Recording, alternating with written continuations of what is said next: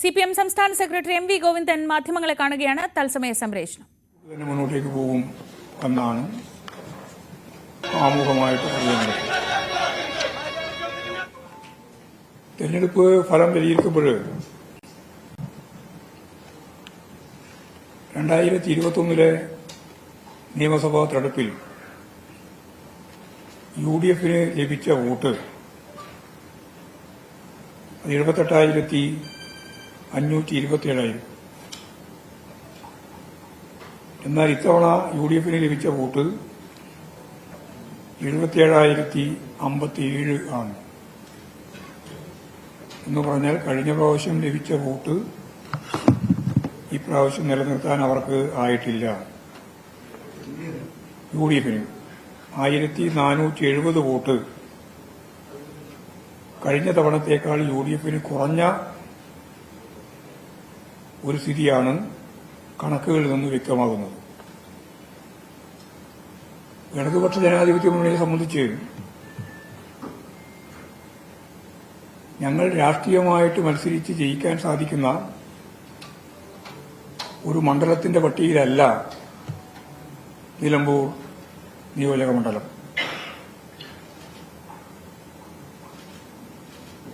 നിലമ്പൂർ നിയോജക മണ്ഡലത്തിൽ കഴിഞ്ഞ കുറേ കാലമായി ഞങ്ങൾ മത്സരിച്ച സന്ദർഭങ്ങളിൽ ഓരോ ഘട്ടങ്ങളിലും ലഭിച്ച വോട്ട് ഉൾപ്പെടെയുള്ള കാര്യങ്ങൾ എല്ലാം വസ്തുതാപരമായി നിങ്ങളെല്ലാം കയ്യിൽ ഉള്ളതാണ്.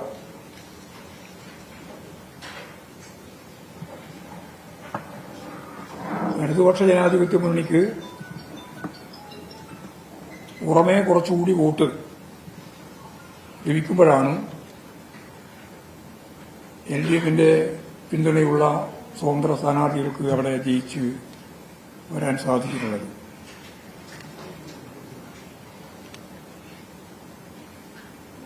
UDF വോട്ടുകളുടെ എണ്ണം വർദ്ധിക്കുകയാണ് ചെയ്തിട്ടുള്ളത്. UDF ലഭിച്ച വോട്ടുകൾ എവിടെ നിന്നാണ് എന്ന് സൂക്ഷ്മമായിട്ട് പരിശോധിക്കുമ്പോൾ ഞാൻ നേരത്തെ പറഞ്ഞതുപോലെ കഴിഞ്ഞ പ്രാവശ്യത്തേക്കാൾ കുറഞ്ഞ വോട്ടാണ് ഇപ്രാവശ്യം ലഭിച്ചതെങ്കിലും ആ വോട്ടുകൾ തന്നെ ലഭിക്കുന്നത് വർഗീയ ശക്തികളുടെ പിൻബലത്തോടുകൂടിയാണ്.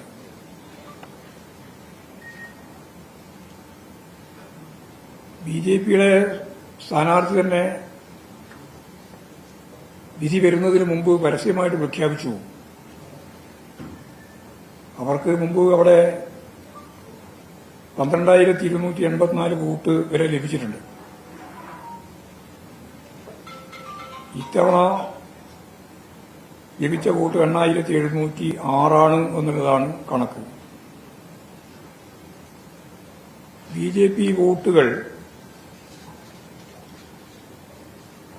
ജയസാധ്യതയില്ല എന്ന് മനസ്സിലാക്കി ഇടതുപക്ഷ ജനാധിപത്യ മുന്നണി സ്ഥാനാർത്ഥി ഇടതുപക്ഷം ജയിക്കാതിരിക്കാൻ വലതുപക്ഷത്തിന് വോട്ട് നൽകിയതായി ആര്യാടൻ ഷൌക്കത്തിന് അങ്ങനെ തന്നെ പേര് പറഞ്ഞുകൊണ്ട് തന്നെയാണ് പറഞ്ഞത്. വോട്ട് നൽകിയതായി എനിക്ക് മനസ്സിലാക്കാൻ സാധിച്ചിട്ടുണ്ട് എന്ന് അദ്ദേഹം തന്നെ പറയുകയുണ്ടായി. ഇപ്പോഴ് തെരഞ്ഞെടുപ്പ് കഴിഞ്ഞതിന് ശേഷം മുമ്പും VD സതീശൻ എന്ന പ്രതിപക്ഷ നേതാവ് പറഞ്ഞത്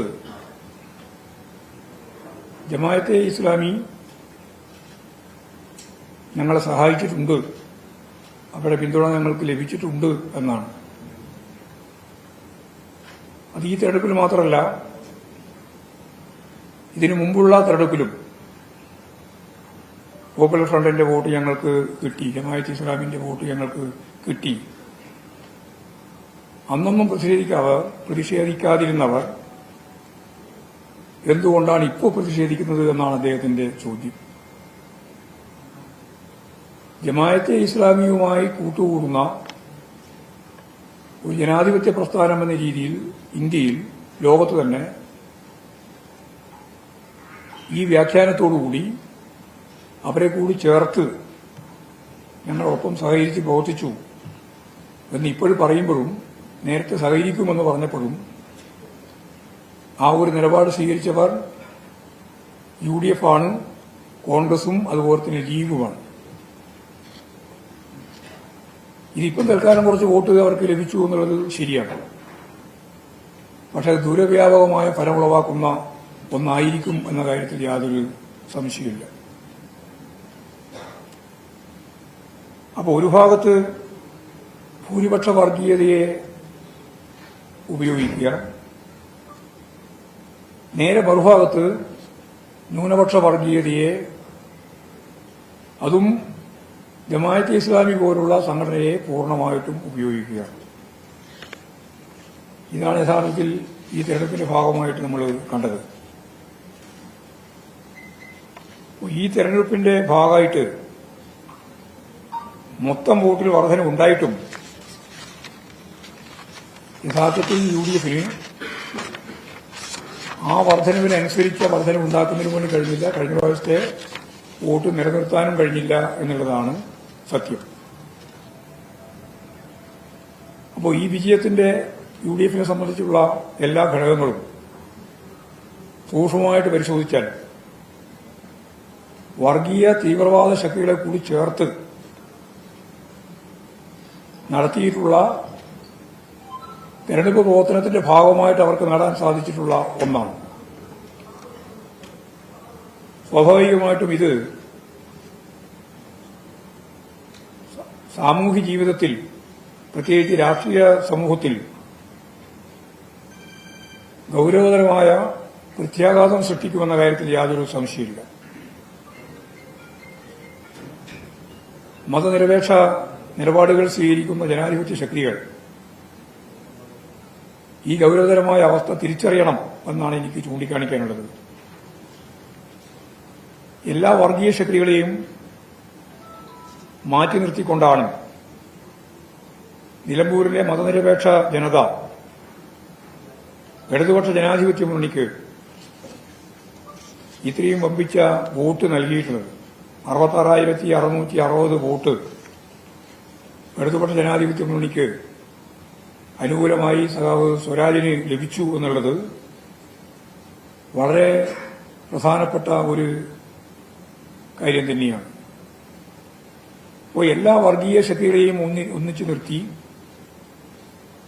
കള്ളപ്രചാരവേല നടത്തി ഇടതുപക്ഷ ജനാധിപത്യ മുന്നണിയെ ആക്രമിക്കുന്നതിനു വേണ്ടിയുള്ള ശ്രമമാണ് അവർ നടത്തിയിരുന്നത്. അതിനെ അതിജീവിച്ചുകൊണ്ട് സംസ്ഥാന സെക്രട്ടറി MV ഗോവിന്ദൻ മാധ്യമങ്ങളോട് സംസാരിക്കുകയാണ്. അത് തുടരുന്നുണ്ട്. ഇനി ഇന്നത്തെ ഏറ്റവും പ്രധാനപ്പെട്ട വാർത്തയിലേക്ക്. 9 വർഷത്തിന് ശേഷം നിലമ്പൂർ പിടിച്ചെടുത്തിരിക്കുകയാണ് UDF. 11,077 വോട്ടുകൾക്കാണ് UDF സ്ഥാനാർത്ഥി ആര്യാടൻ ഷൌക്കത്തിന്റെ ജയം. ശക്തി കേന്ദ്രങ്ങളിൽ പോലും തിരിച്ചടി നേരിട്ട LDF സ്ഥാനാർത്ഥി M സ്വരാജ് സ്വന്തം ബൂത്തിലടക്കം പിന്നിലേക്ക് പോയി. 20,000-നടുത്ത് വോട്ട് നേടിയ PV അൻവർ മണ്ഡലത്തിൽ ഇപ്പോഴും സ്വാധീനമുണ്ടെന്ന് തെളിയിക്കുകയും ചെയ്തു. വിവരങ്ങളുമായി ഞങ്ങളുടെ പ്രതിനിധികൾ TG Sajith, CV Anumod, MS Aneesh Kumar എന്നിവർ ചേരുന്നു. ആദ്യം അനുമോദിലേക്ക്. അനുമോദ്, നമ്മൾ ആ ദിവസം കാത്തിരുന്ന ജനവിധി എത്തുന്നു. പ്രതീക്ഷിച്ചതിലും വലിയൊരു വിജയം എന്ന് വിലയിരുത്തുന്നുണ്ടോ UDF? എന്താണ് മണ്ഡലത്തിലെ ഇപ്പോഴത്തെ അന്തരീക്ഷം?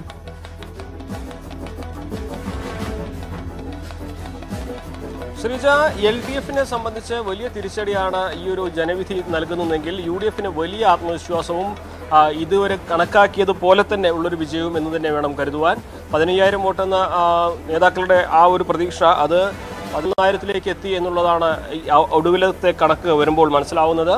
അതിനേക്കാളൊക്കെ ഉപരി LDF കണക്കാക്കിയ എല്ലായിടത്തും തിരിച്ചടി ഉണ്ടായി എന്നുള്ളതാണ് ഇടതുപക്ഷത്തെ സംബന്ധിച്ച് നിരാശ നൽകുന്ന ഒരു കാര്യം. ഇവിടെ ഒരു മണ്ഡലത്തിൽ ഒരു പഞ്ചായത്തിൽ മാത്രമാണ് UDFന് ലീഡ് നേടാൻ കഴിയാതെ പോയത്. അത് കരുളായിയാണ്. മറ്റെല്ലായിടത്തും, അതായത് LDF വലിയ പ്രതീക്ഷ വച്ചിരുന്ന പോത്തുകല്ലിലും അമരമ്പലത്തും UDF നേരിയ ലീഡ് നേടി. നിലമ്പൂർ നഗരസഭയിൽ മണ്ഡലത്തിലെ ഏറ്റവും ഉയർന്ന ലീഡും സ്വന്തമാക്കി. 3,900-ലധികം വോട്ടുകളാണ് നിലമ്പൂർ നഗരസഭയിൽ UDF നേടിയത്. അതേപോലെ തന്നെ വഴിക്കടവാകട്ടെ, മൂത്തേടമാകട്ടെ, ഇടക്കര, ചുങ്കത്തറ എന്നിവിടങ്ങളിലെല്ലാം തന്നെ 1000-ലേറെ വോട്ടുകളുടെ ലീഡും UDF നേടാൻ കഴിഞ്ഞു എന്നുള്ളതും ഒരു സമഗ്രാധിപത്യത്തിൻ്റെ ചിത്രമായി തെളിവായിട്ട് കണക്കാക്കാൻ കഴിയും. അതോടൊപ്പം തന്നെ PV അൻവർ എന്ന സ്ഥാനാർത്ഥി സ്വതന്ത്രനായി മത്സരിച്ച് 19,760 വോട്ട് നേടി എന്നുള്ളത് അദ്ദേഹത്തിൻ്റെയും ഒരു കരുത്ത് തെളിയിക്കുന്ന സാക്ഷ്യപത്രമായിട്ട് കാണാം. ഈ PV അൻവറും UDF ഒന്നിച്ചപ്പോൾ ഏകദേശം 30,000-ലധികം വോട്ടിനാണ് ഇടതുപക്ഷത്തിനെതിരെ പോൾ ചെയ്തിരിക്കുന്നതെന്ന് വേണം കണക്കാക്കാൻ. ഈ രണ്ട് മുന്നണികളുടെയും സ്വതന്ത്ര സ്ഥാനാർത്ഥിയായ അൻവറിൻ്റെയും UDF-ൻ്റെയും വോട്ട് കണക്കാക്കുമ്പോൾ അപ്പോൾ ഇടതുപക്ഷത്തെ സംബന്ധിച്ച് വലിയൊരു തിരിച്ചടി തന്നെ നിലമ്പൂരിലെ ഉപതെരഞ്ഞെടുപ്പിൽ ഉണ്ടായിട്ടുണ്ട്. അവർ പ്രതീക്ഷ അർപ്പിച്ചിരുന്ന പോത്തുകല്ല് പഞ്ചായത്തിൽ വലിയ തിരിച്ചടി ഉണ്ടായി എന്നുള്ളതാണ് ആദ്യത്തെ പ്രധാനപ്പെട്ട ഒരു കാര്യം. അവിടെ മുതലാണ് ഇടതുപക്ഷത്തിൻ്റെ തിരിച്ചടി ശരിക്കും തുടങ്ങുന്നത്.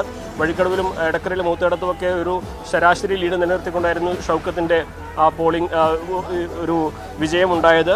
പക്ഷേ പോത്തുകല്ല് മുതൽ ഇടതുപക്ഷത്തിന് തിരിച്ച് എത്താനുള്ള ഒരു സാഹചര്യങ്ങളുണ്ടെന്ന് പ്രതീക്ഷിച്ചിരുന്നു. പക്ഷേ അവിടെയും ഇടതുപക്ഷം താഴേക്ക് പോകുന്ന സാഹചര്യം. 2 തവണ മാത്രമാണ് സ്വരാജ് ലീഡ് ചെയ്തത്. ഒന്ന് പോത്തുകല്ല് 2ാം റൗണ്ടിലും അതുപോലെ തന്നെ അത് പിന്നെ കരുളായിലുമാണ് മറ്റൊരു ലീഡിംഗ് ഉണ്ടായത്. ബാക്കി എല്ലായിടത്തും UDF-ൻ്റെ സമഗ്രാധിപത്യം നമ്മൾ കണ്ടു.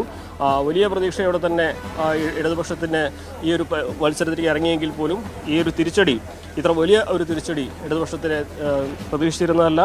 അൻവറിൻ്റെ സ്വതന്ത്ര സ്ഥാനാർത്ഥിത്വമാണ് മറ്റൊരു പ്രധാനപ്പെട്ട ഒരു കാര്യം. എല്ലാ ഇടത്തിലും, അതായത് എല്ലാ റൗണ്ടുകളിലും കൃത്യമായ വോട്ടുകൾ നേടി അൻവർ തൻ്റേതായ ഒരു സാന്നിധ്യം മണ്ഡലത്തിൽ അറിയിക്കുന്നുണ്ടായിരുന്നു. എല്ലാ ബൂത്തുകളിലും എല്ലാ പഞ്ചായത്തുകളിലും അൻവറിന് കൃത്യമായ വോട്ടുകൾ നേടാനും സാധിച്ചിട്ടുണ്ട്. പ്രത്യേകിച്ച് വഴിക്കടവിലും മൂത്തേടത്തും അതേപോലെ പോത്തുകളിലൊക്കെ അൻവറിൻ്റെ വോട്ടിൻ്റെ ശതമാനത്തിൻ്റെ കണക്കും ഒരുപോലെ അൻവറിനെ സംബന്ധിച്ച് ആത്മവിശ്വാസം നൽകുന്നതാണ്. ചുരുക്കത്തിൽ ഇവിടെ നഷ്ടം സംഭവിച്ചിരിക്കുന്ന ഇടതുപക്ഷത്തിനാണ്. BJP-യുടെ കാര്യം കൊണ്ട് എടുത്തു പറയുകയാണെങ്കിൽ BJP 8648 വോട്ടുകളാണ് നേടിയിരിക്കുന്നത്. അത് കഴിഞ്ഞ തവണ നേടിയ വോട്ടിന് അത്ര തന്നെ. 2021-ന് സമാനമായ വോട്ടുകൾ നേടിയെന്ന് BJP-ക്ക് ആശ്വസിക്കാം. പക്ഷേ 2016-ൽ BDJS മത്സരിച്ചപ്പോൾ നേടിയ 12,000 എന്ന ആ സംഖ്യയിലേക്ക് എത്തുവാൻ BJP-ക്കും സാധിച്ചില്ല. പക്ഷേ BJP-യിൽ നിന്ന് വോട്ട് ഒരുപാട് ചോർന്നു എന്ന് പറയാതിരിക്കാൻ, അല്ലെങ്കിൽ അവർക്ക് അത് പറയാതിരിക്കാൻ ഈ ഒരു സാഹചര്യത്തിൽ സാധിക്കും. എന്നിരുന്നാൽ തന്നെയും ഈ പ്രതീക്ഷിച്ച വോട്ട് BJP-ക്ക് നേടാൻ കഴിഞ്ഞില്ല എന്നുള്ളത് ഒരു വസ്തുത തന്നെയാണ്. അത്തരത്തിലാണ് ഈ ഒരു വോട്ടുകളുടെ പ്രാഥമികമായുള്ള കണക്കുകൾ വരുമ്പോഴുള്ള സാഹചര്യം. ഇനി പഞ്ചായത്ത് തിരിച്ചുള്ള വിശദാംശങ്ങളൊക്കെ നമുക്ക് വരും മണിക്കൂറുകളിൽ മാത്രമേ ലഭ്യമാവുകയുള്ളൂ. നിലവിലെ സാഹചര്യത്തിൽ LDF-ന് വലിയ തിരിച്ചടി, UDF-ന് വലിയ ആത്മവിശ്വാസം, PV അൻവറിന് സ്വന്തം അസ്തിത്വം അടയാളപ്പെടുത്തുന്ന വിജയം എന്ന് തന്നെ പറയാം. ശരി അനുമോദ്, ഞാൻ മടങ്ങിയെത്താം. ഇപ്പോൾ TG സജിത്ത് കൂടി വിശകലനങ്ങളുമായി. സജിത്ത്, ഇത് ഭരണവിരുദ്ധ വികാരമുണ്ടാവുമോ അല്ലെങ്കിൽ ഭരണത്തിന്റെ വിലയിരുത്തലാവുമോ എന്ന ചോദ്യത്തിന് വളരെ ആത്മവിശ്വാസത്തോടെ CPM പറഞ്ഞിരുന്നത് ഇത് ഭരണത്തിന്റെ വിലയിരുത്തലാകും എന്ന് തന്നെയാണ്.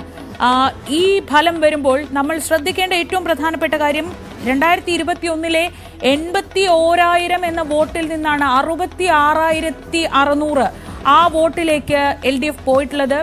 20,000-ഓളം വോട്ടുകൾ PV അൻവർ പിടിച്ചിരിക്കുന്നു. ഏതാണ്ട് 10,000-ലേറെ വോട്ടുകൾ LDF-ഉം UDF-ഉം തമ്മിൽ. UDF-ന് ലീഡുമുണ്ട്. എവിടെയൊക്കെയാണ് കണക്കുകൂട്ടലുകൾ സർക്കാരിനെ സംബന്ധിച്ച് അല്ലെങ്കിൽ LDF-നെ സംബന്ധിച്ച് പിഴച്ചത്? UDF-നെ സംബന്ധിച്ച് എന്തൊക്കെയാണ് ഈ തെരഞ്ഞെടുപ്പിൽ അനുകൂല ഘടകങ്ങളായി വന്നത്?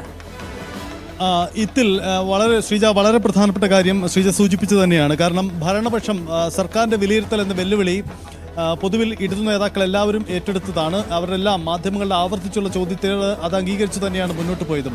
പക്ഷേ ഈ തെരഞ്ഞെടുപ്പ് ഫലം വന്ന ശേഷം ഭരണവിരുദ്ധ വികാരം ഉണ്ടായിട്ടില്ല എന്ന് തന്നെയാണ് അവരുടെ വാദം. അതിന് വാദമായി അവർ ഉന്നയിക്കുന്ന കാര്യം 66,000-ൽ പരം രാഷ്ട്രീയ വോട്ടുകൾ ഞങ്ങൾക്കൊപ്പം തന്നെയാണ്. ഇടതുപക്ഷത്തിൻ്റെ പരമ്പരാഗത വോട്ടുകളിൽ ഒരു ചോർച്ചയും ഉണ്ടായിട്ടില്ല എന്നതാണ് ഇടതുപക്ഷത്തിൻ്റെ വാദം.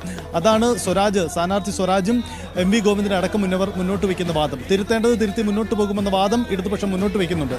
പക്ഷേ ഇത് ഉയർത്തുന്ന ചോദ്യങ്ങൾ നിരവധിയുണ്ട്. കാരണം പിണറായിസം എന്ന മുദ്രാവാക്യം ആദ്യം ഉന്നയിച്ചത് അൻവറാണ്. പിന്നീട് UDF-ഉം അത് ഏറ്റെടുത്തുകൊണ്ടാണ് ഈ തെരഞ്ഞെടുപ്പിലേക്ക് വന്നത്. അതായത് ഒരു ഉപതെരഞ്ഞെടുപ്പ് രാഷ്ട്രീയത്തിൽ പ്രധാനമായും മുഖ്യമന്ത്രിയെ വ്യക്തിപരമായി തന്നെ അദ്ദേഹത്തെ കടന്നാക്രമിച്ചുകൊണ്ട് അദ്ദേഹത്തിൻ്റെ ശൈലികൾ ചോദ്യം ചെയ്തുകൊണ്ട് നടന്ന ഒരു തെരഞ്ഞെടുപ്പ് എന്ന പ്രത്യേകതയുമുണ്ട്. സ്വാഭാവികമായ തെരഞ്ഞെടുപ്പ് ഫലം മുഖ്യമന്ത്രിക്ക് തന്നെ വിശദീകരിക്കാൻ പാടുപെടേണ്ടി വരും എന്ന ഒരു വിഷയം കൂടിയുണ്ട്. ഇവിടെ തിരുത്തലുകൾ നടത്തേണ്ടി വരുന്നത് ആരാണ്? സർക്കാരിൽ എന്തെങ്കിലും തിരുത്തലുകൾ വരുത്തുമോ? ഭരണപരമായ മറ്റെന്തെങ്കിലും നീക്കങ്ങൾ ഉണ്ടാകുമോ? മന്ത്രിസഭയിൽ ഏതെങ്കിലും തരത്തിലുള്ള പുനഃസംഘടനയ്ക്ക് അവസാന നിമിഷം ഇത് ഇടവയ്ക്കുമോ? തിരുത്തൽ ഉണ്ടാകുമെന്ന വാദം ഉന്നയിക്കുമ്പോൾ എന്ത് തിരുത്തൽ എന്ന ചോദ്യമാണ് ഉണ്ടാകുന്നത്. ഇനി പ്രതിപക്ഷത്തിന്റെ നിരയിലേക്ക് വരുമ്പോൾ വളരെ ആസൂത്രിതമായ, വളരെ ശക്തമായ മുന്നണി സംവിധാനങ്ങളെ ഉപയോഗപ്പെടുത്തിക്കൊണ്ടുള്ള വിജയം എന്ന് തന്നെ ഇക്കാര്യത്തിൽ അവകാശപ്പെടാം.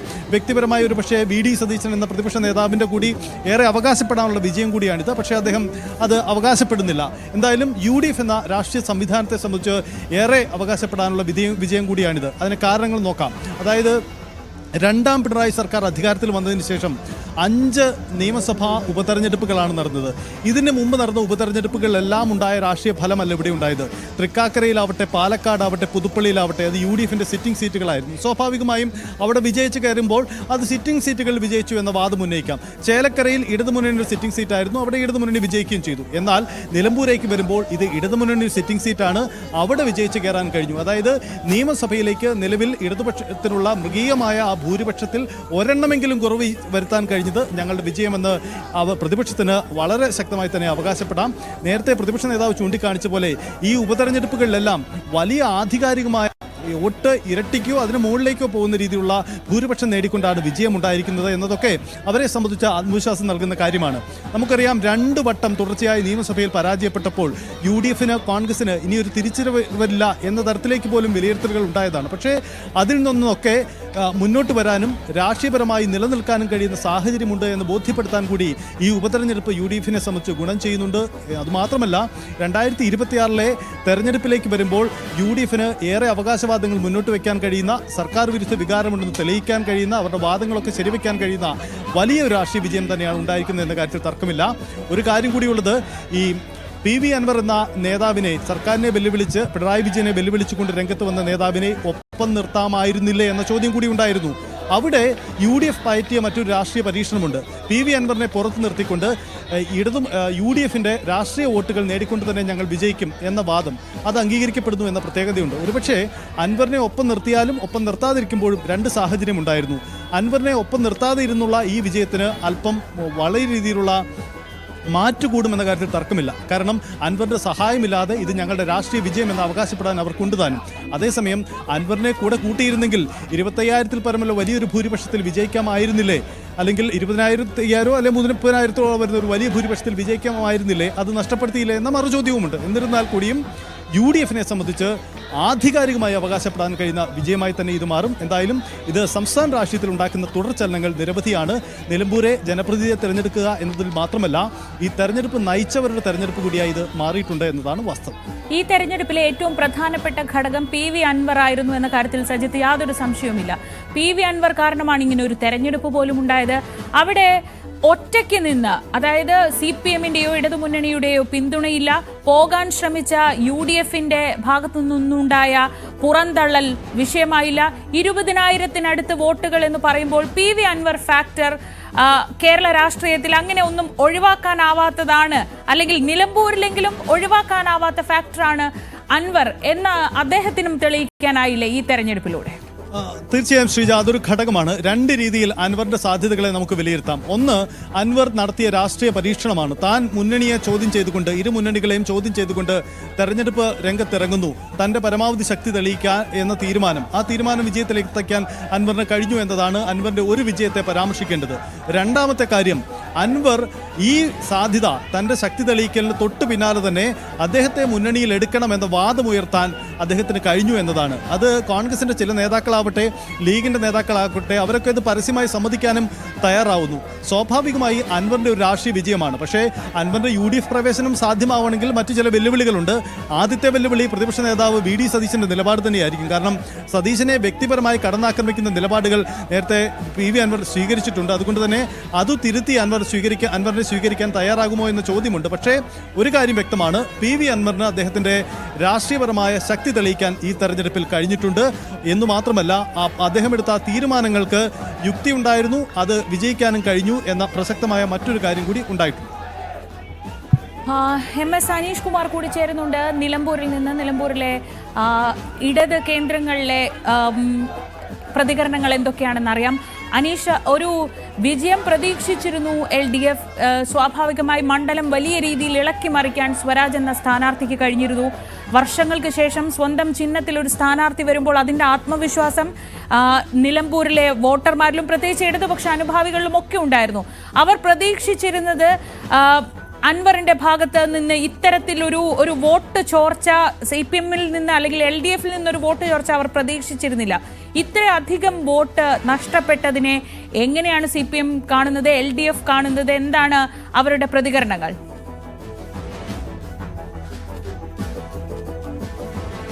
ശ്രീജ, തെരഞ്ഞെടുപ്പിന് മുമ്പ്, അതായത് വോട്ടെടുപ്പിന് മുമ്പ് വരെ CPM പ്രതീക്ഷിച്ചിരുന്നത് ഏതാണ്ട് 5 മുതൽ 7,000 വരെ വോട്ടുകളാവും PV അൻവർ നേടുക എന്ന തരത്തിലായിരുന്നു. പക്ഷേ വോട്ടെടുപ്പ് കഴിഞ്ഞപ്പോൾ CPM-ന്റെ നിലപാട് മാറിയിരുന്നു. ആ നേതാക്കളോടും മറ്റുമൊക്കെ, അല്ലെങ്കിൽ പ്രാദേശിക തലത്തിലുള്ള നേതാക്കളോടും മറ്റുമൊക്കെ നമ്മൾ സംസാരിച്ചപ്പോൾ അവർ പറഞ്ഞിരുന്നു 15,000-നടുത്ത് വോട്ടിലേക്ക് PV അൻവർ വരും എന്ന്. പക്ഷേ അപ്പോഴും അവർ കരുതിയിരുന്നത് UDF വോട്ടുകളിലുള്ള ഒരു വിള്ളൽ, കാരണം കഴിഞ്ഞ 2 തവണ PV അൻവർ ജയിച്ചപ്പോഴും കോൺഗ്രസുകാരനായ PV അൻവർ ഇടതുപക്ഷത്തേക്ക് എത്തിയപ്പോൾ കോൺഗ്രസിൽ നിന്നുള്ള വോട്ടുകൾ സമാഹരിച്ച് അദ്ദേഹം വിജയതീരത്തേക്ക് എത്തിയെന്ന ഒരു കണക്കൂട്ടലാണുള്ളത്. പക്ഷേ അൻവർ പോയപ്പോൾ ഇടതുപക്ഷത്തെ വോട്ടുകൾ കൂടി കൊണ്ടുപോയി എന്നത് മനസ്സിലാക്കാൻ LDF-ന് കഴിഞ്ഞിട്ടില്ല.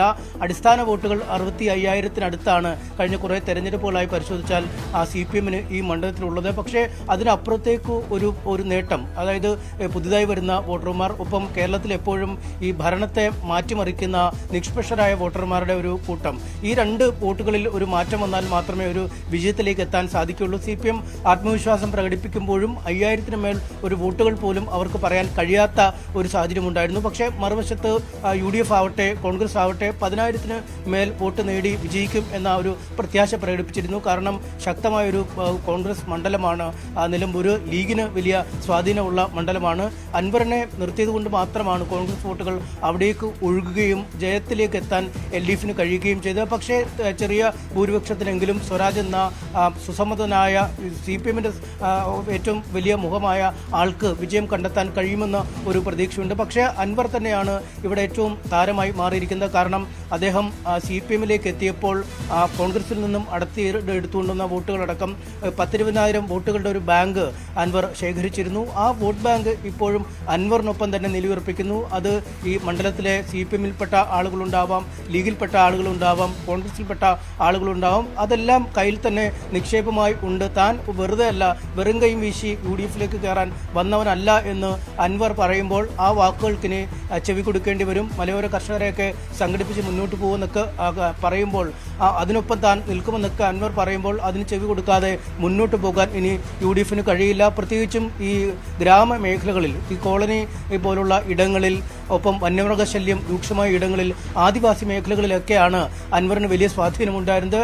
ആ സ്വാധീനം നിലനിർത്താൻ കഴിഞ്ഞു. നമുക്കറിയാം, ഇരു മുന്നണികളും പ്രചണ്ഡമായ കാടുകളൊക്കെ പണം ഒരുപാട് ചിലവഴിച്ചുള്ള പ്രചരണങ്ങൾ നടത്തുമ്പോഴും അൻവർ നിശബ്ദമായ പ്രചരണമാണ് ആദ്യ ദിനങ്ങളിൽ നടത്തുന്നത്. അന്ന് അദ്ദേഹം രാവിലെ ഒരു 10 മണിക്കോ 9 മണിക്കോ മാധ്യമങ്ങളെ കണ്ട് 1 മണിക്കൂർ തന്റെ കാര്യങ്ങൾ വിശദീകരിക്കുന്നു. അതിനുശേഷം പലപ്പോഴും അപ്രത്യക്ഷനാവുന്ന അൻവറിനെയാണ് നമ്മൾ കണ്ടത്. ആ സമയത്തൊക്കെ തനിക്ക് ഉറപ്പായി വോട്ട് ലഭിക്കാൻ ഉള്ള ഇടങ്ങളിൽ പോയി വോട്ടുറപ്പിക്കുന്ന ഒരു തിരക്കിൽ തന്നെയായിരുന്നു അദ്ദേഹം കാർഡടക്കി വോട്ട് പിടിച്ചില്ല. ഒരുപാട് പേരിൽ നിന്നും വോട്ട് ചോദിച്ച് സമയം കളഞ്ഞില്ല. തനിക്ക് ലഭിക്കുന്ന കഴിഞ്ഞ 2 തെരഞ്ഞെടുപ്പിലും തന്നെ സഹായിച്ച ഇടങ്ങളിൽ തന്നെയായിരുന്നു അദ്ദേഹം പോയത്. അവരോട് നേരിട്ട് കാര്യം പറഞ്ഞു. എൻ്റെ നിലനിൽപ്പിൻ്റെ പ്രശ്നമാണെന്ന് അവരോട് കൃത്യമായി പറഞ്ഞു. ആ ആശയ സംവേദനം കൃത്യമായി തന്നെ ആ ഇടങ്ങളിൽ ഉൾക്കൊണ്ടു. സാധാരണക്കാരായ ആളുകൾ, കർഷകരായ ആളുകളൊക്കെ അദ്ദേഹത്തിൻ്റെ കൂടെ നിൽക്കുന്ന ഒരു കാഴ്ചയാണ് കാണാൻ കഴിഞ്ഞത്. എന്തായാലും CPM-ന്റെ പ്രതീക്ഷകൾക്കപ്പുറമുള്ള ഒരു തോൽവിയാണ് ഉണ്ടായിരിക്കുന്നത്. ഒരുപക്ഷെ അൻവർ കൂടെ മത്സരിച്ചെങ്കിൽ വലിയൊരു ആഘാതം CPM-നുണ്ടായനെ. പക്ഷേ അടിസ്ഥാന വോട്ടുകൾ നിലനിർത്താൻ കഴിഞ്ഞു എന്ന ഏക ആശ്വാസം മാത്രമാണിപ്പോൾ CPM-ന് ഉള്ളത്. ഷീജ, ഒരു തെരഞ്ഞെടുപ്പ് വരും മുൻപ് നടക്കുന്ന ഏറ്റവും അവസാനത്തെ സെമി ഫൈനൽ എന്നൊന്നും പറയാൻ കഴിയില്ല എന്ന് പറയുമ്പോൾ പോലും ഒരു പക്ഷേ ഇനി വരാനിരിക്കുന്ന തദ്ദേശ തെരഞ്ഞെടുപ്പിനും നിയമസഭാ തെരഞ്ഞെടുപ്പിനും മുൻപ് അവസാനമായി നടക്കുന്ന ഉപതെരഞ്ഞെടുപ്പ് എന്ന നിലയിൽ ഇത് ജനങ്ങളുടെ ഒരു വികാര പ്രകടനം കൂടി ആയിരിക്കുമെന്നൊരു വിലയിരുത്തൽ പൊതുവെ ഉണ്ടായിരുന്നു. അതിനെ അങ്ങനെ കാണണോ വേണ്ടയോ എന്നൊക്കെ പല തർക്കങ്ങളും ഉണ്ടായെങ്കിലും അതിനെ എങ്ങനെയാണ് CPM LDF പ്രതിരോധിക്കുന്നത്? ഇപ്പോൾ MV ഗോവിന്ദനൊക്കെ പറയുന്നത് ആദ്യഘട്ടത്തിൽ തന്നെ വരുന്ന പ്രതികരണം വർഗീയ ശക്തികളുമായി കൂട്ടുപിടിച്ചു എന്നൊക്കെയാണ്. പക്ഷേ നമുക്ക് മണ്ഡലത്തിലെ കണക്കുകൾ അറിയാം, എത്രമാത്രം വോട്ടുകൾ അങ്ങനെ അവർക്ക് കിട്ടിയിട്ടുണ്ടാകുമെന്നും അറിയാം. അങ്ങനെയെങ്കിൽ ആ വാദത്തിനപ്പുറം ഇത് ജനങ്ങളുടെ ഒരു വിലയിരുത്തലായി LDF കാണുന്നുണ്ടോ? അതിനെ എങ്ങനെ, ആ വാദത്തെ എങ്ങനെ അവർ പ്രതിരോധിക്കുന്നുണ്ട്?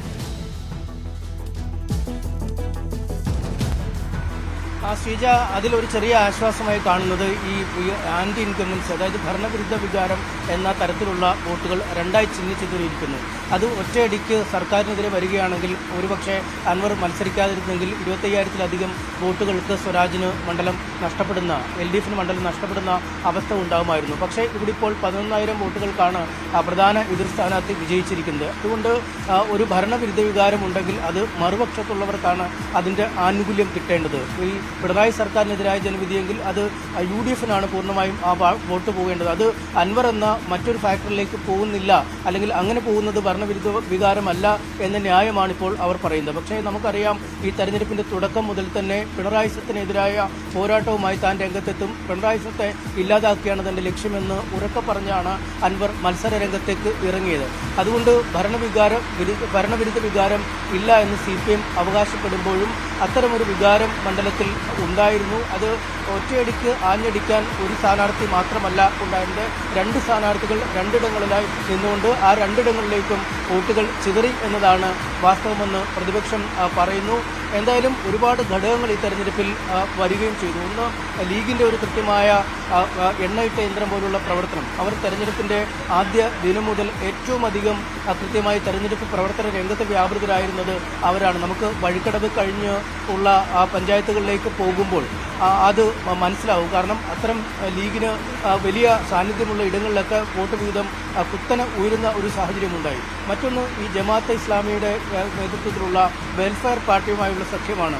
ഏതാണ്ട് 3,000-4,000 വോട്ടുകളുടെ ഒരു ഉറച്ച ബാങ്ക് ഈ വെൽഫെയർ പാർട്ടിക്ക് മണ്ഡലത്തിലുണ്ടായിരുന്നു. നേരത്തെ പലയിടത്തായിട്ടൊക്കെ ചിതറിയ ആ വോട്ടുകൾ പോയിരുന്നെങ്കിലും ഒരു കൃത്യമായൊരു ബാന്ധവത്തിലേക്ക് ഈ വെൽഫെയർ പാർട്ടി UDFും പോയതോടുകൂടി ആ വോട്ടുകൾ കൃത്യമായി തന്നെ ആര്യാടന്റെ പെട്ടിയിലേക്ക് വീഴുന്ന ഒരു അവസ്ഥയുണ്ടായി. ഒപ്പം ഈ ന്യൂനപക്ഷ വോട്ടുകളിൽ ഒരു തരത്തിലുമുള്ള ഭിന്നതകൾ ഇതോടുകൂടി ഉണ്ടായില്ല. കാരണം ഒരു വശത്ത് മുസ്ലിം ലീഗ് കൃത്യമായി നിൽക്കുന്നു, മറുവശത്ത് വെൽഫെയർ പാർട്ടി നിൽക്കുന്നു, SDP സ്ഥാനാർത്ഥി നിൽക്കുന്നു. അങ്ങനെ എതിർ വോട്ടുകൾ ഉണ്ടെങ്കിൽ ചില്ലറ വോട്ടുകൾ അങ്ങനെ ആ വശത്തേക്കും പോയി. മറുവശത്തുള്ള ന്യൂനപക്ഷ വോട്ടുകൾ ഏതാണ്ട് പൂർണ്ണമായി ഉറപ്പിക്കാൻ ഈ തെരഞ്ഞെടുപ്പിൽ ആര്യാടൻ ഷൗക്കത്തിന് കഴിഞ്ഞു എന്നതാണ് ശ്രദ്ധേയം. ഒപ്പം ഈ വെൽഫെയർ പാർട്ടിയുമായുള്ള സഖ്യത്തെ തുടർന്ന് ഈ കത്തോലിക്ക സഭയ്ക്ക് മറ്റുമൊക്കെ ചെറിയ എതിർപ്പുകൾ ഉണ്ടായിരുന്നെങ്കിലും അത്തരം വോട്ടുകളിൽ ചെറിയ ഭിന്നത വന്നെങ്കിൽ പോലും അത് എം സ്വരാജിലേക്ക് പോകാതെ മറുവശത്ത് മലയോര മേഖലയിലെ വോട്ടർമാർ അൻവറിലേക്ക് ആ വോട്ടുകൾ ചെയ്യാൻ അവരുടെ സമ്മതിദാനാവകാശം വിനിയോഗിച്ചു. അതായത് UDFനോട് ചെറിയ അസ്വാരസ്യമുള്ളവരുണ്ടെങ്കിൽ പോലും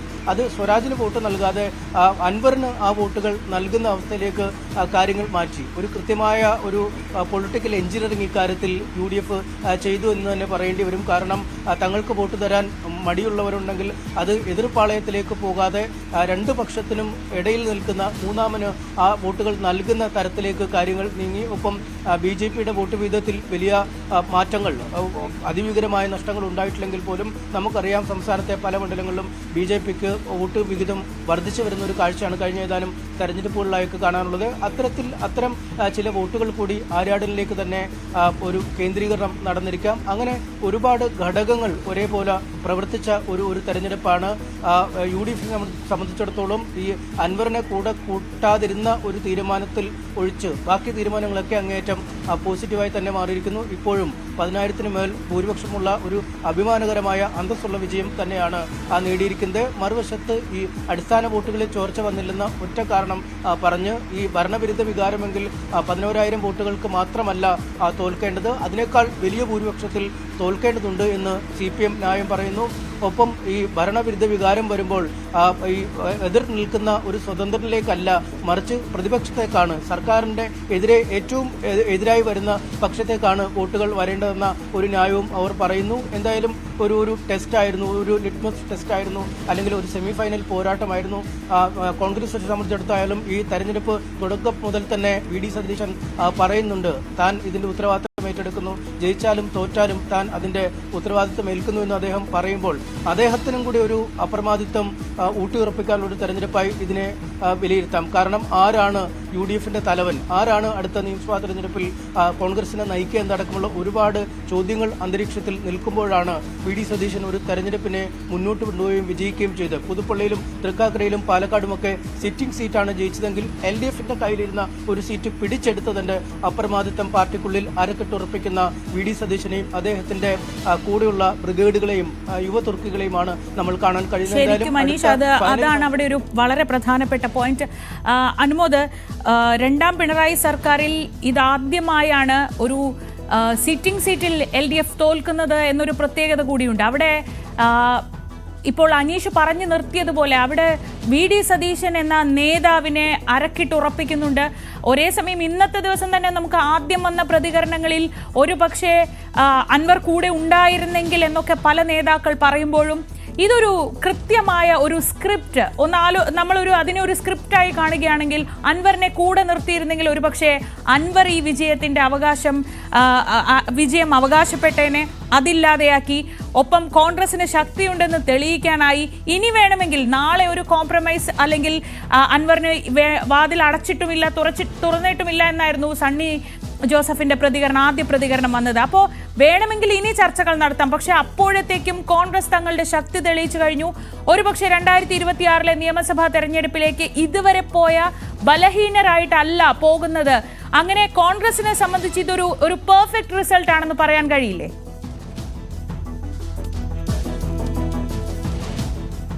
ശ്രീജ, അത്തരത്തിൽ നമുക്ക് വ്യാഖ്യാനിക്കാം. കാരണം അൻവർ ഒറ്റയ്ക്ക് മത്സരിച്ച് ഈ 19,000-ലധികം വോട്ട് നേടി കോൺഗ്രസിന്റെ ഭൂരിപക്ഷം 11,000-ലധികം വന്നു. പക്ഷേ ഇവിടെ കോൺഗ്രസിന്റെ വിജയത്തിലേക്ക് നയിച്ചത് എന്ത് എന്ന ഒരു കാരണം ഇവിടെ പ്രസക്തമായിട്ട് നോക്കേണ്ടതുണ്ട്. ഓരോ പഞ്ചായത്തിലും അൻവർ നേടിയ വോട്ടുകളുടെ എണ്ണം കൂടി ഇതിൽ ആഴത്തിൽ പരിശോധിക്കേണ്ടതായിട്ടുണ്ട്. ഓരോ റൗണ്ടിലും കൃത്യമായി അൻവർ ലീഡ് ചെയ്യുന്നുണ്ടായിരുന്നു. പ്രത്യേകിച്ച് നിലമ്പൂർ നഗരസഭ കരുളായി മേഖലയിലെത്തുമ്പോഴും അൻവറിൻ്റെ ആ ലീഡ് പ്രകടനമായിരുന്നു. അതായത് കൃത്യമായി അൻവർ നേടിയ വോട്ടുകൾ LDFന്റെ ഭൂരിപക്ഷത്തെ അല്ലെങ്കിൽ LDFന്റെ വോട്ടുകളെ ബാധിക്കുകയും അത് UDFന്റെ ഭൂരിപക്ഷത്തെ സഹായിക്കുകയും ചെയ്തു എന്നുള്ളത് തന്നെയാണ് ഇപ്പോൾ പുറത്തു വന്നിട്ടുള്ള ഈ കണക്കുകളുടെ അടിസ്ഥാനത്തിൽ നമുക്ക് പരിശോധിക്കുമ്പോൾ മനസ്സിലാക്കാൻ കഴിയുക. ഏറ്റവും അവസാനമായിട്ട് നോക്കി ഓരോ റൗണ്ട് വൈസുള്ള കണക്കുകൾ നോക്കുമ്പോൾ തന്നെ അൻവർ ഓരോ റൗണ്ടിലും ഏറ്റവും അധികം വോട്ട് നേടിയത് ആദ്യ റൗണ്ടുകളിലാണ്. 1500 വോട്ടുകൾ അവിടെ അൻവർ നേടിയപ്പോൾ അതിൻ്റെ ഒരു ആശ്വാസം LDFനുണ്ടായിരുന്നെങ്കിലും അവസാന ഘട്ടത്തിലേക്ക് എത്തുമ്പോൾ, അതായത് നിലമ്പൂർ നഗരസഭയും കരുളായിയൊക്കെ ഉൾപ്പെടുന്ന അവസാന ഘട്ടത്തിലേക്ക് എത്തുമ്പോഴും അൻവർ 16 റൗണ്ടിൽ 12,000-ലധികം വോട്ട് അൻവർ നേടിയിട്ടുണ്ട്. അപ്പോൾ ഇത്തരത്തിൽ അൻവർ നേടിയ വോട്ടുകൾ തന്നെയാണ് അവിടെ UDFനെ ഈ ഒരു ഭൂരിപക്ഷത്തിലേക്ക് എത്തിച്ചത്. അതായത് അതെല്ലാം LDFന്റെ വോട്ട് ബാങ്കിൽ നിന്ന് കുറയ്ക്കുകയാണ് ചെയ്തിട്ടുള്ളത്. സ്വാഭാവികമായിട്ടും കോൺഗ്രസിനെ സംബന്ധിച്ച് ഒറ്റയ്ക്ക് ഒരു വിജയം നേടിയെന്ന് അവകാശപ്പെടാമെങ്കിൽ പോലും ഈ ഒരു ഭൂരിപക്ഷത്തിലേക്ക് കോൺഗ്രസിനെ എത്തിച്ചത് അൻവർ മറുവശത്ത് നടത്തിയ ആ ഒരു പോരാട്ടമാണ് എന്നതുകൂടി പറയേണ്ടതുണ്ട്. കാരണം അൻവർ നേടിയ വോട്ടുകളിൽ ഭൂരിപക്ഷവും LDFന്റെ കോട്ടയിൽ നിന്നായിരുന്നു എന്നാണ് അവരുടെ വോട്ട് നില കണക്കാക്കുമ്പോൾ നമുക്ക് മനസ്സിലാക്കാനാവുന്നത്. ഏറ്റവും പ്രതീക്ഷയുടെ പോത്തുകല്ലും കരുളായി അമരമ്പലത്തുമൊക്കെ LDF, അതിൽ കരുളായി മാത്രമാണ് ഒരു നേരിയ ലീഡ് നേടിയത്. അവിടെയൊക്കെ അൻവറിന് നല്ല രീതിയിൽ തന്നെ അൻവറിന് വോട്ടും ലഭിച്ചിട്ടുണ്ട്. സ്വാഭാവികമായിട്ടും കോൺഗ്രസിന് അവകാശപ്പെടാൻ കഴിയും ഇത് അൻവറിനെ ഒഴിവാക്കി നേടിയ വിജയമാണ് എന്നുള്ളത്. പക്ഷേ നിലമ്പൂരിൻ്റെ ഒരു ഗ്രൗണ്ടിൽ നിൽക്കുമ്പോൾ അൻവർ നേടിയ ഈ വോട്ടുകൾ അത് കോൺഗ്രസിൻ്റെ വിജയത്തിന് സഹായിച്ചിട്ടുണ്ട് എന്ന് പറയാതിരിക്കാനാകില്ല. പ്രത്യേകിച്ച് LDF അവരുടെ ശക്തി കേന്ദ്രങ്ങളെല്ലാം വളരെയധികം പുറകിൽ പോയ ഒരു സാഹചര്യത്തിൽ വിലയിരുത്തി പറയുമ്പോൾ എന്തുതന്നെയാണെങ്കിലും അൻവറിനെ സംബന്ധിച്ച് രാഷ്ട്രീയമായിട്ട് മുന്നോട്ട് പോകുവാനുള്ള ഒരു ഊർജ്ജം ലഭിക്കുന്നു. പക്ഷേ കോൺഗ്രസിന്, പ്രത്യേകിച്ച് നിലമ്പൂരിലെ കോൺഗ്രസിന് അൻവറിനെ ഉൾക്കൊള്ളുക എന്നുള്ളത് അത്ര എളുപ്പമല്ല. കാരണം അൻവറിൻ്റെ പ്രചരണത്തിൽ തന്നെ അത് വളരെ വ്യക്തമായിരുന്നു. VD സതീശനെതിരെയും അരുൺ ഷൗക്കത്തിനെതിരെയും APL കുമാറിനെതിരെയൊക്കെ തുറന്നടിച്ചുകൊണ്ടുള്ള അൻവറിൻ്റെ നിലപാടുകൾ ഇനി മലപ്പുറം ജില്ലയിലെ കോൺഗ്രസ് നേതൃത്വം ഇത് എത്രമാത്രം അംഗീകരിക്കുമെന്ന ചോദ്യം. അപ്പോൾ ഈ അൻവർ ശക്തി തെളിയിച്ചു, UDF വിജയിച്ചു. പക്ഷേ അതിനപ്പുറം അൻവറിനെ ഉൾക്കൊള്ളുക എന്നുള്ളത് കോൺഗ്രസിനെ സംബന്ധിച്ച് അത്ര എളുപ്പം സാധിക്കുന്നൊരു കാര്യമല്ല. പ്രത്യേകിച്ച് VD സതീശൻ ഈ ജേതാവിൻ്റെ ലെവലിൽ അല്ലെങ്കിൽ ജേതാവിൻ്റെ കസേരയിൽ തന്നെ ഇരിക്കുന്നിടത്തോളം അൻവറിനെ സംബന്ധിച്ച് അതൊരു എളുപ്പമുള്ള കാര്യമല്ല. പക്ഷേ ഇവിടെ അൻവറിനെ എഴുതിത്തള്ളുക എന്നുള്ളത് നിലമ്പൂരിലെ സാഹചര്യത്തിൽ അസാധ്യമാണ് എന്ന് പറയാനും കഴിയില്ല. അനുമോദ്, പക്ഷേ ഇന്നത്തെ കോൺഗ്രസ് നേതാക്കളുടെ പ്രതികരണങ്ങൾ, ആദ്യഘട്ടത്തിൽ തന്നെയുള്ള പ്രതികരണങ്ങൾ, ഇപ്പോൾ സതീശനാണ് ഈ വിഷയത്തിൽ ഒരു ശക്തമായ നിലപാട് എടുത്തിരുന്നത് എന്ന് തന്നെയാണ് അൻവറും പലതവണ പറഞ്ഞിട്ടുള്ളത്. സതീശനാണ് തന്നെ ഒഴിവാക്കുന്നത്, അല്ലെങ്കിൽ സതീശൻ തന്നെ കൊല്ലാൻ ശ്രമിക്കുന്നു എന്ന് വരെയുള്ള ആരോപണങ്ങൾ ഉന്നയിക്കാൻ അൻവർ മടിച്ചിട്ടില്ല. പക്ഷേ ഇനിയിപ്പോൾ ശക്തനായ സതീശൻ ഒരു വശത്തും ജനവിധി തേടി ശക്തനായ അൻവർ മറുവശത്തും നിൽക്കുമ്പോൾ നടുവിലുള്ള കോൺഗ്രസ് നേതാക്കൾ സണ്ണി ജോസഫിനെ പോലെ, അല്ലെങ്കിൽ ഇന്ന് രാവിലെ രമേശ് ചെന്നിത്തല പറഞ്ഞത് താൻ അവസാനം വരെയും ശ്രമിച്ചു, ഇനിയും ശ്രമിക്കുമെന്നാണ്. അങ്ങനെയാണെങ്കിൽ ഈ അൻവർ ഫാക്ടർ എങ്ങനെയായിരിക്കും പ്രതിഫലിക്കുക? നിലമ്പൂരിന് അപ്പുറത്തേക്ക് സംസ്ഥാന രാഷ്ട്രീയം എന്നൊരു, അല്ലെങ്കിൽ നിയമസഭാ തെരഞ്ഞെടുപ്പൊക്കെ എന്നൊക്കെ വരുമ്പോൾ അൻവറിനെ കൂടെ നിർത്താൻ യു ഡി എഫിന് താല്പര്യം കാണില്ലേ?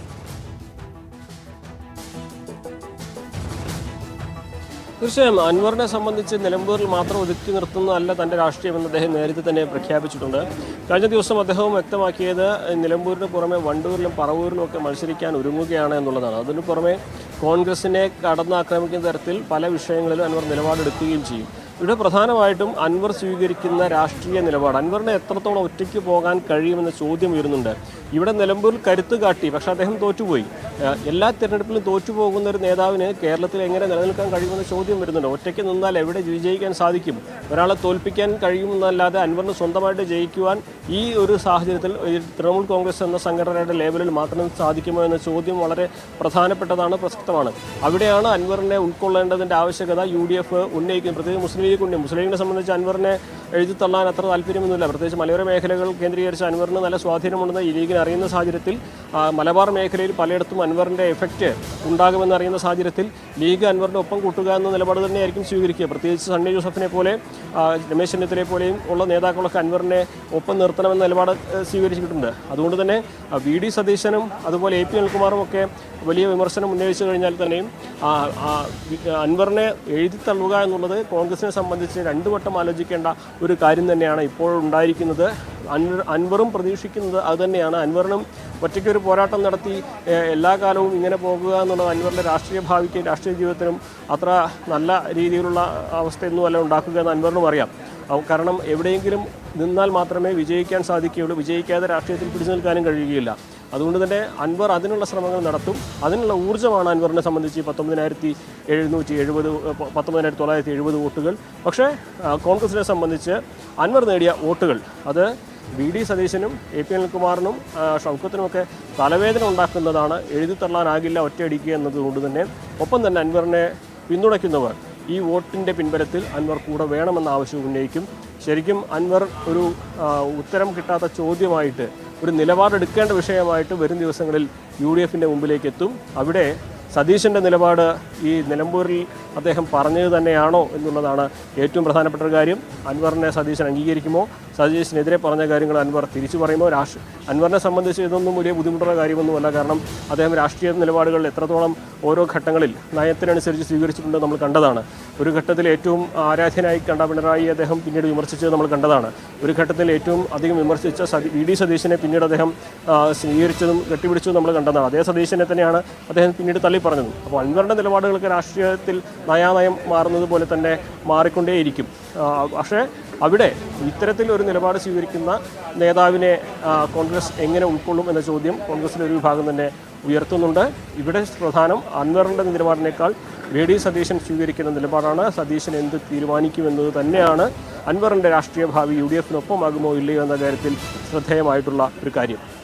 46.9%. 2021 46.9% ഉണ്ടായിരുന്ന വോട്ട് 2025 എത്തുമ്പോൾ LDFന് കുറയുന്നത് 38.16%. അതായത് 8.74% കുറവാണ്. അത് അൻവർ പിടിച്ചതാണെന്ന് നിസ്സംശയം പറയാം. ഏതാണ്ട് 20,000-നടുത്ത് വോട്ടുകൾ അൻവർ നേടുമ്പോൾ അത് പ്രധാനമായും പോയത് LDFൽ നിന്നാണ്. UDFനെ സംബന്ധിച്ച് 45.34% 2021 വോട്ടെങ്കിൽ 2025 അത് 44.51%. 0.83%. അതായത് 1% താഴെ വോട്ടുകൾ മാത്രമാണ് UDFന് നഷ്ടമാവുന്നത്. NDA സംബന്ധിച്ച് 4.96% അവരുടെ 2021 വോട്ടെങ്കിൽ 4.95% മാത്രം അവർക്ക് കാര്യമായ നഷ്ടം ഉണ്ടായിട്ടില്ല 2025 എത്തുമ്പോൾ. ഈ കണക്ക് പരിശോധിക്കുമ്പോൾ അനീഷ്, ഈ UDFന്റെ മികവ് എന്നതിനപ്പുറത്തേക്ക് അൻവർ പിടിച്ച വോട്ട് എന്ന് പറഞ്ഞുകൊണ്ട് LDFന് ഈ പരാജയത്തെ പ്രതിരോധിക്കാൻ എത്രമാത്രം കഴിയും? കാരണം 8.74% വോട്ട് നഷ്ടമാവുക ഒരു ഉപതെരഞ്ഞെടുപ്പിൽ, ഒരു മണ്ഡലത്തിൽ സ്വരാജിനെ പോലെ മികച്ചൊരു സ്ഥാനാർത്ഥി വരുമ്പോൾ എന്ന് പറയുന്നത്, അതിനെ കൃത്യമായി പാർട്ടി അണികളെ ബോധ്യപ്പെടുത്തേണ്ടി വരും, ജനങ്ങളെ ബോധ്യപ്പെടുത്തേണ്ടി വരും, ഒരു തെരഞ്ഞെടുപ്പ് കൂടി മുന്നിൽ നിൽക്കെ.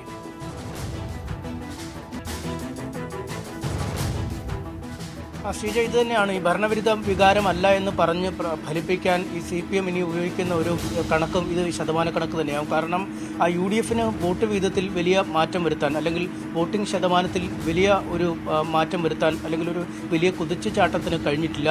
മറുവശത്ത് LDFന് കുറഞ്ഞ വോട്ട് ശതമാനം കൃത്യമായും PV അൻവർ എന്ന മുൻ MLAയുടേതായിരുന്നു എന്ന് തന്നെയാണോ അവർ പറയുക. UDFന്റെ വിജയത്തിലുപരി അൻവറുമായി കൂട്ടിച്ചേർത്ത് നടത്തിയ ഒരു നാടകം, അൻവറുമായി സതീശൻ നടത്തിയ ഒരു ഗൂഢാലോചനയുടെ ഫലമാണ് ഈ തെരഞ്ഞെടുപ്പ്. കാരണം ഈ തെരഞ്ഞെടുപ്പിൽ ഒരു വിജയം നേടിയാൽ അത് അടുത്ത തെരഞ്ഞെടുപ്പിലേക്കുള്ള ഒരു ചൂണ്ടുപലകയായി ഉപയോഗിക്കാൻ കഴിയും. സതീശന്റെ അപ്രമാദിത്വം തെളിയിക്കാൻ പറ്റുന്ന ഒരു ചൂണ്ടുപലകയായി അതിനെ മാറ്റാൻ കഴിയും. അങ്ങനെയൊക്കെയുള്ള കാര്യങ്ങൾ പറഞ്ഞാണ് നേരത്തെ A. വിജയരാഘവൻ തന്നെ അതിനെ ചൂണ്ടിക്കാണിച്ചത്. കാരണം മറുവശത്ത് അൻവർ ഒരു തരത്തിലും ഈ മുന്നണിയിൽ നിന്നും പോകേണ്ട ആവശ്യമില്ലായിരുന്നു. മുന്നണിയെ എന്തിന് അൻവർ വഞ്ചിച്ചു എന്ന ചോദ്യത്തിന് ഉത്തരം ഈ UDFുമായി ചേർന്ന് നടത്തിയ ഒരു ഗൂഢാലോചനയുടെ ഭാഗം എന്ന് തന്നെയാണ് അവർ വിശേഷിപ്പിക്കുന്നത്. നേരത്തെ മുഖ്യമന്ത്രി ആദ്യം കൺവെൻഷൻ എത്തിയപ്പോഴും പറഞ്ഞു, ഒരാൾ ചതിച്ചത് മൂലമാണ്, അല്ലെങ്കിൽ ഒരാളുടെ വഞ്ചന മൂലമാണ് ഈ തെരഞ്ഞെടുപ്പ് ഉണ്ടായതെന്ന്. ആ വഞ്ചനയ്ക്ക് പിന്നിൽ കൃത്യമായ ആലോചനകൾ ഉണ്ടായിരുന്നു. പക്ഷേ ആലോചനകൾക്കൊടുവിൽ വോട്ട് വീതം വലിയ തോതിൽ വർദ്ധിപ്പിക്കാൻ UDFന് കഴിഞ്ഞിട്ടില്ല. LDFന് ചോർന്ന വോട്ടുകൾ PV അൻവറിൻ്റെതാണ്. ആ ചതിച്ച് മാറ്റിയ വോട്ടുകളാണ് ആ 8% എന്ന ഒരു ന്യായീകരണത്തിലായിരിക്കും അവർ ഇനി ഉറച്ചു നിൽക്കാൻ കഴിയുക. എന്തായാലും ഇത് UDFനെ സംബന്ധിച്ചിടത്തോളം ഒരു ദിശാബോധം നൽകുന്നതാണ്. കാരണം കേവലം ഈ തെരഞ്ഞെടുപ്പിലെ വിജയം മാത്രമല്ല, മറിച്ച് ഇനി അടുത്തത് വരാൻ പോകുന്നത് പഞ്ചായത്ത് തെരഞ്ഞെടുപ്പാണ്, തദ്ദേശ ഭരണ സ്ഥാപനങ്ങളിലേക്കുള്ള തെരഞ്ഞെടുപ്പാണ്. നമുക്ക് ഈ PV അൻവറിൻ്റെ വോട്ട് വീതം പരിശോധിക്കുമ്പോൾ വഴിക്കടവിൽ നിന്നായാലും കിരുളായിൽ നിന്നായെങ്കിലും നിലമ്പൂർ നഗരസഭയിൽ നിന്നൊക്കെ ആയെങ്കിലും വോട്ടുകൾ കൃത്യമായി പിടിച്ചിട്ടുണ്ട്. ഓരോ ബൂത്ത് അടിസ്ഥാനപ്പെടുത്തി നോക്കിയാലും അൻവറിന് കൃത്യമായ വോട്ടുകൾ വീണിട്ടുണ്ട്. അത് അൻവറിൻ്റെ ഒരു സ്ഥാനാർത്ഥി ഇനി ഈ തദ്ദേശ ഭരണ തെരഞ്ഞെടുപ്പിൽ മത്സരിച്ചാൽ പോലും അത് ഈ UDFന്റെ സാധ്യതകളെ ഒരുപക്ഷെ ബാധിക്കാൻ, അല്ലെങ്കിൽ LDFന്റെ സാധ്യതകളെ ബാധിക്കാനൊക്കെ സാധ്യതയുണ്ട്. മറുവശത്ത് ഈ അൻവറിനെ കൂടെ കൂട്ടിയാൽ ഒരുപാട് പഞ്ചായത്ത് സീറ്റുകളുടെ കാര്യത്തിൽ, അല്ലെങ്കിൽ പഞ്ചായത്ത് ഭരണത്തിൻ്റെ കാര്യത്തിലൊക്കെ വലിയ മാറ്റം വരുത്താൻ കഴിയും. കാരണം ഈ 20,000 വോട്ടുകളെ പലതായി വിഭജിക്കുമ്പോൾ ബൂത്ത് തലത്തിലേക്കൊക്കെ വരുമ്പോൾ അത് കൃത്യമായ ഒരു ബാങ്കായി മാറുന്നുണ്ട്. ആ ബാങ്ക് തോൽപ്പിക്കാനും ജയിപ്പിക്കാനുമൊക്കെ വിനിയോഗിക്കാൻ കഴിയുന്ന ഒരു ബാങ്കായി മാറും. ഈ നിയമസഭാ തെരഞ്ഞെടുപ്പിനപ്പുറം കുറച്ചുകൂടി പ്രാദേശികമായ തലത്തിലുള്ള ആളുകൾ പങ്കെടുക്കുന്ന തെരഞ്ഞെടുപ്പാണ്. അതുകൊണ്ട് അൻവറിൻ്റെ ഒരു സ്വാധീനം കുറച്ചുകൂടി താഴെ തലത്തിലേക്ക് വർദ്ധിക്കാനാണ് സാധ്യത. അതുകൊണ്ട് എത്രയും പെട്ടെന്ന് അൻവറെ കൂടെ കൂട്ടുക തന്നെയാണ് UDFന് ഏറ്റവും നല്ല മാർഗം. കാരണം വോട്ട് വീതത്തിൽ വലിയ തോതിലൊരു, അല്ലെങ്കിൽ വോട്ട് ശതമാനത്തിൽ വലിയ തോതിലൊരു വർധനവ് UDFന് സ്വന്തം നിലയ്ക്ക് വർദ്ധിപ്പിക്കാൻ കഴിയാത്ത ഒരു സാഹചര്യത്തിൽ ഈ 8% വരുന്ന അൻവറിനെ കൂടെ കൂട്ടിയാൽ വലിയ മാറ്റങ്ങൾ വരുത്താൻ കഴിയും. ഈ ഒരു ജയത്തിലപ്പുറം ഒരുപാട് തദ്ദേശ ഭരണ സ്ഥാപനങ്ങൾ പിടിച്ചെടുക്കാൻ കഴിയും. ഒരുപാട് വാർഡുകളിൽ താഴെത്തട്ടിലെ പ്രവർത്തകരെ വിജയിപ്പിക്കാൻ കഴിയും. കാരണം എല്ലാവർക്കും MP-മാരോ MLA-മാരോ ഒന്നും ആവാൻ കഴിയില്ല. ഓരോ പാർട്ടിയിലെയും ഏറ്റവും സാധാരണക്കാരായ ഏറ്റവും താഴെത്തട്ടിലുള്ള അണികൾക്ക് പ്രവർത്തിക്കാൻ കഴിയുന്ന ഒരു തെരഞ്ഞെടുപ്പാണ്, അല്ലെങ്കിൽ അവർക്ക് ചെറുതെങ്കിലും മത്സരിച്ച് ജയിക്കാൻ കഴിയുന്ന ഒരു തെരഞ്ഞെടുപ്പാണ് തദ്ദേശ ഭരണ തെരഞ്ഞെടുപ്പ്. അതിൽ വിജയിച്ചാൽ, അതിൽ വലിയ മാറ്റങ്ങൾ വരുത്തിയാൽ അതിൻ്റെ ഒരു പ്രതിഫലനം അടുത്ത നിയമസഭാ തെരഞ്ഞെടുപ്പിൽ, പിന്നീട് 5-6 മാസം കഴിഞ്ഞുണ്ടാകുന്ന നിയമസഭാ തെരഞ്ഞെടുപ്പിൽ ഉണ്ടാക്കാൻ കഴിയും. അതുകൊണ്ട് അക്ഷരാർത്ഥത്തിൽ ഈ മലപ്പുറം ജില്ലയിലെ നിലമ്പൂർ പോലുള്ള ഒരു മേഖലയെ ഉണർത്താൻ കഴിയുന്ന ഒരു വരവായിരിക്കും UDFിലേക്കുള്ള അൻവറിൻ്റെ വരവ്. മറ്റു കാര്യങ്ങളൊക്കെ ചർച്ച ചെയ്ത് എടുക്കാൻ സമയം ഉണ്ടാകുമ്പോഴും ഈ തദ്ദേശ തെരഞ്ഞെടുപ്പ് എന്ന ഒരു ലക്ഷ്യം മുന്നിൽ കണ്ട് മുന്നോട്ട് പോയാൽ UDFന് വലിയ നേട്ടമുണ്ടാകും. മറിച്ച് അൻവറിനെ പിണക്കി മുന്നോട്ട് പോകാൻ ആണ് ഉദ്ദേശിക്കുന്നതെങ്കിൽ ഒരുപാട് സ്ഥലങ്ങളിലെ ആര് ഭരിക്കണമെന്ന് തീരുമാനിക്കുന്ന, അല്ലെങ്കിൽ ആര് ഭരണത്തിലേറണമെന്ന് തീരുമാനിക്കുന്ന ഒരു ഘടകമായി അൻവർ മാറാൻ തന്നെയാണ് ശ്രീജ സാധ്യത. ശരി അനീഷ്. TG സജിത്ത് കൂടി ചേരുന്നുണ്ട് വിശകലനങ്ങളുമായി. സജിത്ത്, ഇനി ഈ സർക്കാരിൻ്റെ, രണ്ടാം പിണറായി സർക്കാരിൻ്റെ കാലത്ത് ഇനിയൊരു ഉപതെരഞ്ഞെടുപ്പ് വരാനില്ല. ഇനി നേരെ കടക്കുന്നത് തദ്ദേശ തെരഞ്ഞെടുപ്പിലേക്കും പിന്നീട് നിയമസഭാ തെരഞ്ഞെടുപ്പിലേക്കുമാണ്. എത്ര കണ്ട് ഇത് ഭരണത്തിന്റെ വിലയിരുത്തലല്ല എന്ന് പറയുമ്പോൾ പോലും ഈ തെരഞ്ഞെടുപ്പിൽ നിന്ന് കിട്ടിയ, ഈ വിജയത്തിൽ നിന്ന് കിട്ടിയ ഊർജം ഒരു വേള തളർന്നുപോയ UDF-ന് എത്രത്തോളം ധൈര്യമേകുന്നുണ്ട് ഒരു പൊതു തെരഞ്ഞെടുപ്പിലേക്ക് പോകുമ്പോൾ? ഇന്നത്തെ പ്രതികരണങ്ങൾ, ഇപ്പോൾ ആദ്യഘട്ടത്തിലുള്ള പ്രതികരണങ്ങളൊക്കെ വന്നു കഴിഞ്ഞല്ലോ. VD സതീശന്റെ പ്രതികരണം വന്നു, സണ്ണി ജോസഫിന്റെ പ്രതികരണം വന്നു, MV ഗോവിന്ദന്റെ പ്രതികരണം വരുന്നു. അങ്ങനെ ആ പ്രതികരണങ്ങളൊക്കെ വരുമ്പോൾ ഇതിനെ എത്ര കണ്ട് ഭരണത്തിന്റെ വിലയിരുത്തലല്ല എന്ന് പറയുമ്പോഴും സർക്കാരിന് ഇത് വിശദീകരിക്കാൻ ഒരു ബാധ്യതയുണ്ട്. പാർട്ടിക്ക് ഈ തോൽവിയെപ്പറ്റി വിശദീകരിക്കാൻ ഒരു ബാധ്യതയുണ്ട്. വർഗീയ ബാന്ധവം എന്നൊക്കെ പറഞ്ഞ് തൽക്കാലം തടിയൂരാമെങ്കിലും എടുത്ത തീരുമാനങ്ങളിൽ ചിലത് തെറ്റായിരുന്നു. അത് അൻവറിനെ പിണക്കൽ അടക്കം ചില തീരുമാനങ്ങൾ തെറ്റായിരുന്നു എന്ന് പാർട്ടിക്ക് സമ്മതിക്കേണ്ടി വരില്ലേ?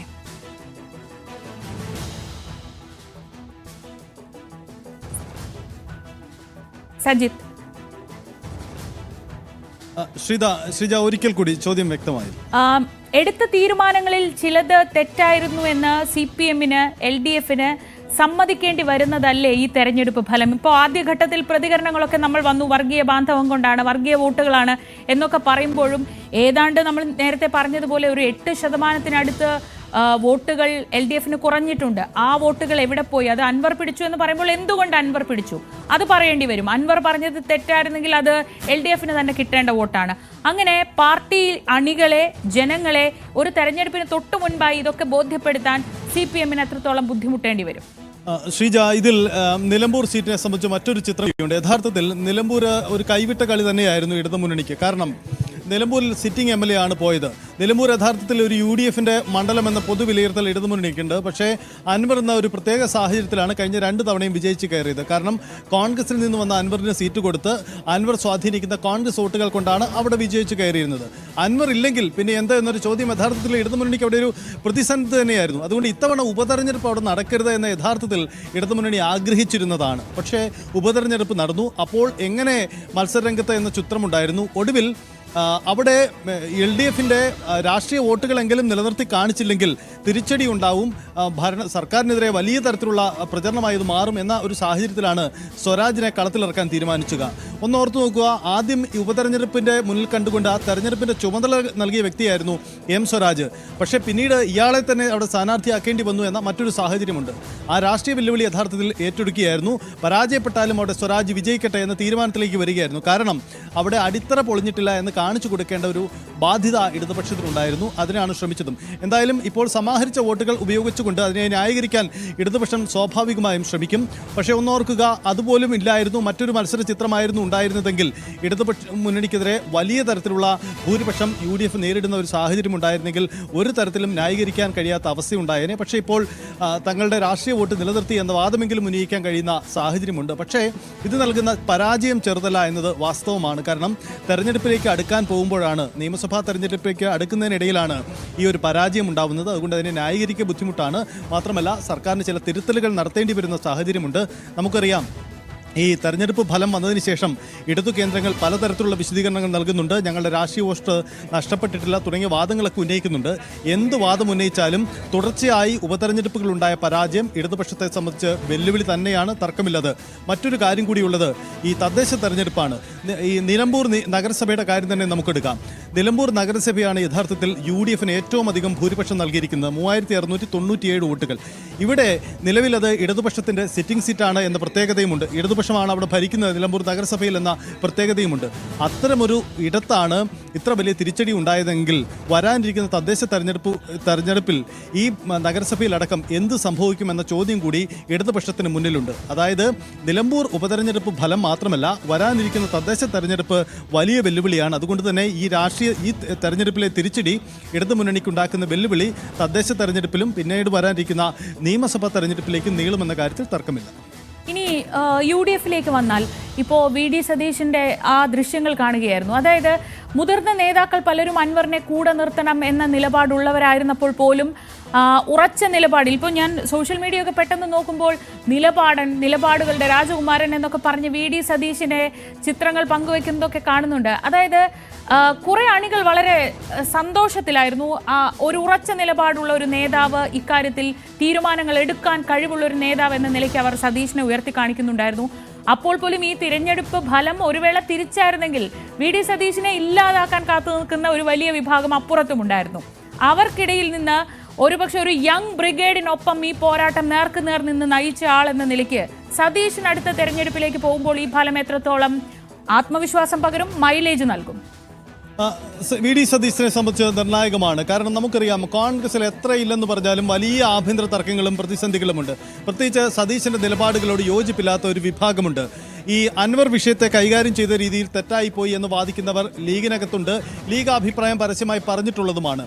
സ്വാഭാവികമായി തെരഞ്ഞെടുപ്പ് ഫലം മറ്റൊന്നായിരുന്നെങ്കിൽ ഇത്തരം ഘടകങ്ങളെല്ലാം സതീശനെതിരെ രംഗത്ത് വന്നതിനെ അദ്ദേഹത്തിന്റെ പ്രതിപക്ഷ നേതൃസ്ഥാനത്തിന് തന്നെ വെല്ലുവിളി ഉയർത്താൻ കഴിയുന്ന നീക്കമായത് അവസാനിക്കാനായിരുന്നു സാധ്യതയും. പക്ഷേ അതൊന്നും ഉണ്ടായില്ല. സതീശൻ കൂടുതൽ കരുത്തനായി. ഒരുപക്ഷേ ഈ വി.ഡി. സതീശന് ഉപതെരഞ്ഞെടുപ്പ് ഫലം അദ്ദേഹത്തിന്റെ രാഷ്ട്രീയ ജീവിതത്തിൽ നൽകുന്ന നേട്ടം മറ്റൊന്നുകൂടിയാണ്. കാരണം വരാനിരിക്കുന്ന നിയമസഭാ തെരഞ്ഞെടുപ്പിൽ അത് ആരാണ് മുഖ്യമന്ത്രി സ്ഥാനാർത്ഥി എന്ന ചോദ്യത്തിന് സതീശനിലേക്ക് ഒന്നുകൂടി അടുക്കാൻ ഇത് ഇടവച്ചിട്ടുണ്ട്.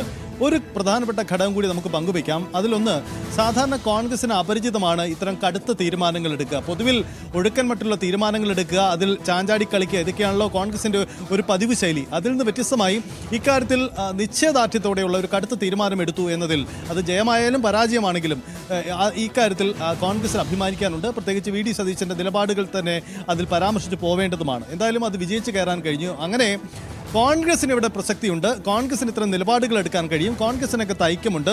ഒരു യൂത്തിൻ്റെ ഒരു കൂട്ടായ്മ, അവർ ചടുലമായ തീരുമാനങ്ങൾ എടുത്ത് ചടുലമായ രാഷ്ട്രീയം പറയുന്ന, കൃത്യമായ വിമർശനം ഉന്നയിക്കുന്ന ഒരു വിഭാഗം ഇതിനകത്തുണ്ട് എന്ന തോന്നൽ ഉളവാക്കാൻ അവർക്ക് കഴിഞ്ഞിട്ടുണ്ട്. ഒപ്പം തന്നെ സാംസ്കാരിക രംഗത്തുള്ളവരുടെയൊക്കെ ഒരു വിഭാഗത്തിൻ്റെയെങ്കിലും പിന്തുണ നേടിയെടുത്തുകൊണ്ട് മുന്നോട്ട് പോകാനും ഇനി ബദൽ ഇതാണ് പിണറായി സ്ഥിതിനെതിരെ ബദൽ പുതിയ രാഷ്ട്രീയമാണ് എന്ന വാദവും തീർച്ചയായും അങ്ങനെ ഒരു പ്രതീതി ജനിപ്പിക്കാൻ സതീശന് കഴിഞ്ഞു എന്നതിൽ സംശയമില്ലാതെ ഈ അടുത്ത തെരഞ്ഞെടുപ്പ് വർഷത്തിലേക്ക് പോകുമ്പോൾ വലിയ ആത്മവിശ്വാസവും മൈലേജും ഒക്കെ സതീശന് നൽകുകയും ചെയ്യും. വളരെ വിശദമായി തന്നെ ഇനി നമുക്ക് നിലമ്പൂർ തെരഞ്ഞെടുപ്പ് ഫലം വിശകലനം ചെയ്യാം. കെ.പി. അഭിലാഷ് ചേരും ഇടവേളയ്ക്ക് ശേഷം.